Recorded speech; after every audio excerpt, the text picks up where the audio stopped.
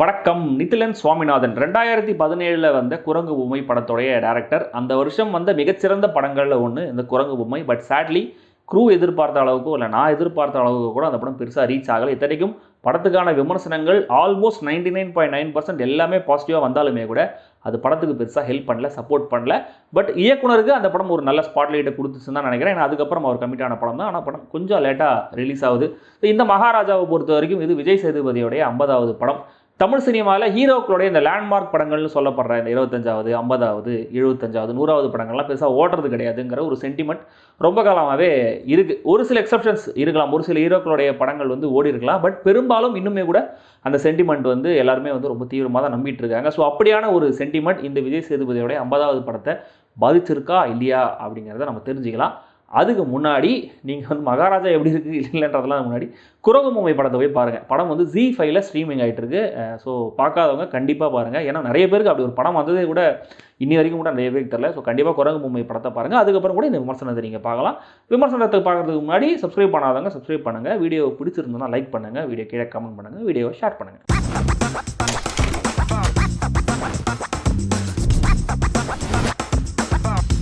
மகாராஜா. விஜய் சேதுபதி ஒரு barber salon கடை வச்சிருக்காரு. போலீஸ் ஸ்டேஷனுக்கு போய் என் வீட்டில் திருடனுக்கு பூந்து என்னை அடிச்சு போட்டு என் லட்சுமியை தூக்கிட்டு போயிட்டாங்க, எப்படியாவது லட்சுமியை காப்பாற்றி கொடுங்க அப்படின்னு கெஞ்சி கேட்குறாரு. லட்சுமி யாருன்னு போலீஸ் கேட்கும்போது விஜய் சேதுபதி ஒரு பதில் சொல்கிறாரு பாருங்க. ஒட்டுமொத்த போலீஸும் பயங்கரமாக டென்ஷன் ஆகுது. ஆனால் விஜய் சேதுபதி அதெல்லாம் இல்லை, என்னோட பொண்ணு ஊருக்கு போயிருக்கா, ஊர்லேருந்து வரத்துக்கு முன்னாடி தயவு செஞ்சு லட்சுமியை கண்டுபிடிச்சி கொடுங்கன்னு எவ்வளோ அவமானப்பட்டாலும் எவ்வளோ அடிப்பட்டாலும் விடாப்படியாக நிற்கிறாரு. 5 லட்ச ரூபா லஞ்சம் கொடுக்க கூட ரெடியாக இருக்கார். ஒரு பாயிண்டில் கொஞ்சம் கரப்டட் போலீஸான நட்டி இந்த கேஸை விசாரணை பண்ண ஒத்துக்கிறாரு. விஜய் சேதுபதி தேடி வந்த லட்சுமி யாரு என்ன, லட்சுமி யாருங்கிறத கேட்டு ஏன் ஒட்டுமொத்த போலீஸ் ஸ்டேஷனும் டென்ஷன் ஆச்சு, நட்டிக்கு விசாரணையில் தெரிய வந்த விஷயங்கள் என்னென்ன, ட்ரெய்லரில் நாம் பார்த்த அனுராக் காஷ்யப் அபிராமியில் இந்த படத்தில் என்ன பண்ணுறாங்க, இது எல்லாத்தையும் தெரிஞ்சுக்கணும்னா இந்த படத்தை தியேட்டரில் போய் பாருங்கள்.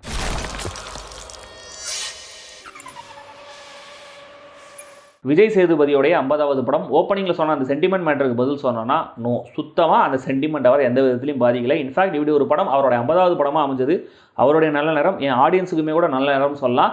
அவர் புதுசாக பண்ணாத விஷயங்கள் அதுவும் கிடையாது நடிப்பை பொறுத்த வரைக்கும். ஆனால் ஹெல்ப்லெஸ்ஸான அந்த மிடில் ஏஜ் கேரக்டரை நம்பும்படி போர்ட்ரே பண்ணுற அதே வேளையில் தேவைப்பட்டா எல்லாரையும் அடித்து துவம்சம் பண்ணுற ஒரு மாஸ் ஹீரோவாகவும் கன்வின்சிங்காக ட்ரான்ஸ்ஃபார்ம் ஆகிறாரு. போலீஸ் ஸ்டேஷனில் தனக்கு நடக்கிற அவமானங்களை அவர் கடந்து வர விதம், ஃபைட் சீன்ஸில் அவர் காட்டுற எமோஷன், கிளைமேக்ஸில் வில்லனை பார்த்ததும் அவர் கொடுக்குற அந்த ஒரு ரியாக்ஷன், பொண்ணுக்கிட்ட அவர் காட்டுற பாசம்னு ஃபெமிலியராக இருந்தாலும் ரிலேட்டபிளான ஒரு போர்ட்ரேல கொடுத்துருக்காரு. சிறப்பு. இன்ட்ரெஸ்டிங்கான காஸ்டிங் சாய்ஸஸை படத்தில் பார்க்க முடியுது. அவங்களாம் நல்லா நடிக்கவும் செஞ்சுருக்காங்கிறது இயக்குனருக்கு பெரிய ரிலீஃபாக இருக்கும். ஆக்சுவலாக இந்த படத்துக்கு எதுக்கு அனுராக் காஷ்யப்புங்கிற மாதிரி தான் ஃபர்ஸ்ட் ஆஃப்லாம் தோணுச்சு. பட் அவருடைய பிரசன்ஸுக்கான ஜஸ்டிஃபிகேஷனை லாஸ்ட் ஆக்டில் 100% கொடுக்குறாரு. பல வருஷங்கள் கழிச்சு பாய்ஸ் மணிகண்டன் ஒரு முக்கியமான சின்ன கேரக்டர் நடிச்சிருக்காரு. செம்ம எஃபெக்டிவாக இருக்காரு. ஸோ தொடர்ந்து இதே மாதிரியான கேரக்டர்ஸில் அவரை டைப் காஸ்ட் பண்ண போகிறது உறுதின்னு தான் நினைக்கிறேன். அபிராமி குறைவான ஸ்க்ரீன் ஸ்பேஸ் நிறைவான நடிப்புன்னு போகிறாங்க. நட்டி, அருள்தாஸ், முனிஷ்காந்த் ராமதாஸ், கல்கி, வினோத் சாகர்னு எல்லாருமே இயக்குனர் கிரியேட் பண்ணியிருக்கிற இந்த உலகத்தை முழுமையாக்கிற கேரக்டர்ஸாகவே வராங்க. மம்தா மோகன்தாஸோடைய நடிப்பில் பெரிய குறை இல்லைனாலுமே கூட இந்த காஸ்டிங்கை பொறுத்தவரைக்கும் கொஞ்சம் அவங்க மட்டும் ஆடுவோன்னு விட்டா எனக்கு ஃபீல் ஆச்சு. இந்த படத்தில் பர்ஃபார்மன்ஸஸில் என்ன ஆச்சரியப்படுத்துனது 2 பேர். ஒன்று போலீஸ் இன்ஃபார்மராக வர சிங்கம்புலி, இன்னொன்று விஜய் சேதுபதி பொண்ணா நடிச்சிருக்கிற சாச்சனா அப்பாவை லெஃப்ட் ஹேண்டில் டீல் பண்ணுற காட்சிகளையும் சரி, செகண்ட் ஹாஃபில் எமோஷனல் காட்சிகளையும் சரி, செம்ம கான்ஃபிடென்ட்டான அசால்ட்டான ஒரு பர்ஃபார்மன்ஸை கொடுத்துருக்காங்க. முக்கியமாக கிளைமேக்ஸில் இவங்க பேசுகிற வசனமும் சரி, அதை இவங்க பேசுகிற விதமும் சரி கண்டிப்பாக ஆடியன்ஸை கைத்தட்ட வைக்கும். சிங்கம்புலி படம் முழுக்கவே நல்லா நடிச்சிருந்தாலுமே கூட பர்டிகுலராக விஜய் சேதுபதியோட கான்வர்சேஷன் ஒரு சீன் ஒன்று வரும். அந்த சீனில் பிச்சுட்டாரு மனுஷன். அப்படியே அந்த மாதிரியான ஒரு கேரக்டருடைய பாடி லாங்குவேஜ் எப்படி இருக்கும், மாடுலேஷன் எப்படி இருக்குங்கிறத அவ்வளோ அக்யூரேட்டாக கொண்டு வந்திருக்காரு. அட்டகாசமாக இருந்துச்சு. டெக்னிக்கலாகவும் ஒரு சாலிடான படம். ஃபிலோமின் ராஜோட எடிட் பேட்டர்ன் காட்சிக்கு காட்சி சுவாரஸ்யத்தை ஆம்பப் பண்ணிகிட்டே போகுது. அஜ்னீஷ் லோகநாத்தோடைய இசையில் ஒரே ஒரு பாட்டு தான் படத்தில் இருக்குது. ஒரு அப்பா சென்டிமெண்ட் பாட்டு தனியாக கேட்க நல்லா இருந்துச்சு. ஆனால் படத்தில் ஒரு மாதிரி பிச்சு போட்டு அதை வேஸ்ட் பண்ணிட்டாங்கன்னு தான் சொல்லலாம். இன்ஃபேக்ட் அந்த பாட்டு எதுக்கு யூஸ் பண்ணாங்கன்னே தெரியல. ரொம்ப பேக்ரவுண்டில் ரொம்ப தூரத்தில் கேட்குற மாதிரி தான் இருக்குது. பட் பின்னணி இசையில் பர்ஃபெக்டாக படத்துக்கு ஃபுல் சப்போர்ட்டை கொடுத்துருக்காரு. ப்ரொடக்ஷன் டிசைனர் செல்வகுமாரும் சினிமாட்டோகிராஃபர் தினேஷ் புருஷோத்தமும் நோட்டபிளான ஒர்க்கை கொடுத்துருக்காங்க. இன்ட்ரீகிங்கான முதல் பாதி, ப்ரெடிக்டபிளாக இருந்தாலும் என்டர்டெய்னிங்கான என்கேஜிங்கான 2வது பாதின்னு ஒரு வெல் ரிட்டன் வெல் கிராஃப்டட் படத்தை கொடுத்துருக்காரு இயக்குனர் நிதிலன் சுவாமிநாதன். முதல்ல இதுவே பெரிய அச்சீவ்மெண்ட் தான் நினைக்கிறேன். அவருடைய முதல் படமான குரங்கு பொம்மையில் ஸ்டேஜிங்லையும் பர்ஃபார்மன்ஸஸ்லையும் தெரிஞ்ச சில ரஃப் எட்ஜஸை இன்னும் ஸ்மூத்தாக்கி ஷார்ப்பாக்கி ஆன் டார்கெட் இந்த படத்தில் அடிச்சிருக்காரு. இந்த படத்தை ரிவ்யூ பண்ணுறதே கஷ்டங்கிற ரேஞ்சில் ஒரு ஸ்க்ரீன் பிளே எழுதியிருக்காரு இயக்குனர். ஏன்னா ஒரு சின்ன விஷயத்தை ரிவீல் பண்ணாலும் ஸ்பாய்லர் ஆகிடுமேங்கிற மாதிரி ஒரு கத்தி மேலே நடக்கிற மாதிரி தான் இந்த படத்தோட ரிவ்யூவே நான் டைப் பண்ணி முடித்தேன். ஒரு கட்டடத்துக்கு ஒவ்வொரு கல்லும் முக்கியம்னு சொல்ற மாதிரி 99.9% இந்த படத்துல எல்லா சீன்ஸுமே இந்த படத்துக்கு முக்கியம். ஒவ்வொரு சீனுமே கதையை அடுத்த கட்டத்துக்கு நகர்த்தி கொண்டு போகுது. இதுல இயக்குனர் பண்ணியிருக்கிற ஜக்ஸ்டபொசிஷன், ஆடியன்ஸோட பொதுவான பெர்செப்ஷனை வச்சே ட்விஸ்ட்டை பிளேஸ் பண்ண விதம், இதெல்லாம் அற்புதமான ரைட்டிங்குக்கு உதாரணங்கள். எமோஷனல் மொமெண்ட்ஸும் சரி, காமிக்கல் மொமெண்ட்ஸும் சரி கரெக்டாகவே ஒர்க் ஆகுது. இதுதான் நடக்கும் நீங்க கெஸ் பண்ணுவீங்க, அதுதான் செகண்ட் ஹாஃப்ல நடக்கும். ஆனா கண்டிப்பா நீங்க டிசப்பாயிண்ட் ஆக மாட்டீங்க. ஏன்னா அதுதான் இயக்குனர் ஸ்கிரீன் பிளேல பண்ணியிருக்கிற ஒரு மாஸ்டர் ஸ்ட்ரோக். ஏன் கிளைமேக்ஸ்ல கூட இதுதான் நடக்க போகுது அப்படிங்கறத நீங்க ஆன்டிசிபேட் பண்ண ஆரம்பிச்சிருவீங்க. என்ன மாதிரியான டயலாக் வரப்போகுதுங்கிறதெல்லாம் கூட உங்களுக்கு தெரிஞ்சிடும். ஆனா அது எப்படி ஸ்கிரீன்ல வரப்போகுதுங்கிற ஒரு ஆன்டிசிபேஷன் தான் இருக்கும்.